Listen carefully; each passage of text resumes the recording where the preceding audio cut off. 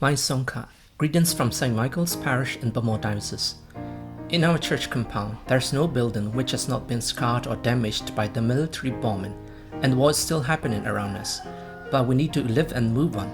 And so with the help of a few guys here and with my own hands, we have started to repair and build up some structures here, including roofs, porch, and a cable bridge over the river by the Marian Place, where we have been celebrating Mass daily for more than a year for security reasons.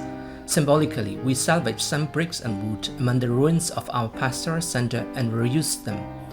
In preparation for our simple celebration of the 2025 Jubilee Mass in September, children here have also started to sing the Jubilee song in Shan and in Kachin languages as follows.